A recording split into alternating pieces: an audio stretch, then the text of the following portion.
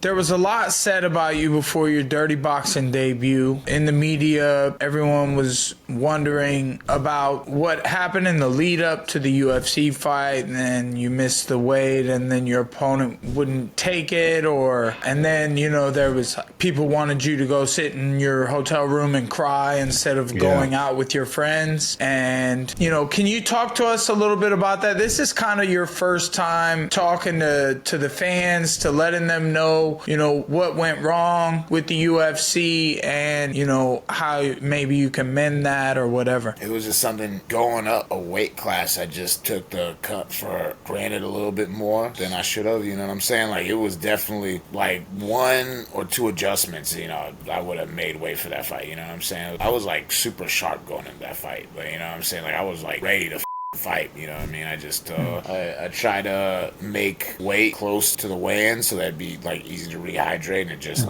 now it's just like as a policy, it's like I'm just gonna get on weight the day before just to be safe. Don't have to be stressed about it, just get it done, not have to worry about it. Yeah, and then after the little clip that got out, that was that was shit.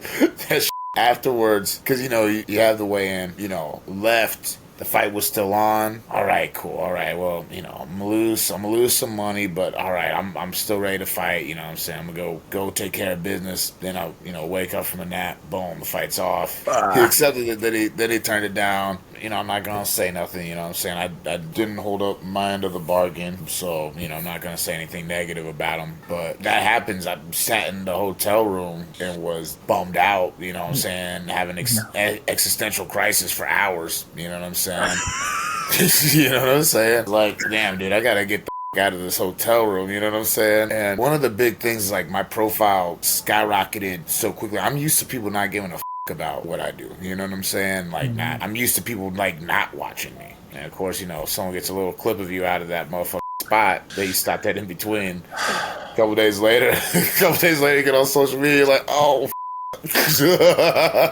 oh, my boy called me, he said, right, that video. I was like, yeah, saw that video, dog. That's normally I can no matter what it is, I can kind of like peep through comments and shit, like kind of like at least get like a vibe check. When I saw those videos pop out, I was like, yo, I know I'm getting crucified, and I didn't even have to I was like, I'm gonna just leave those alone. But it's like, once again, that's just like another lesson where it's like, hey, people are watching, you got to be responsible. That's still something, like, even now it's like I'm doing shit that I don't think people give a about. And it's like, okay, no, it's like, it's a privilege, you know what I'm saying? Like, people giving a fuck about what you're doing, but it's also like a responsibility and something you have to be aware of and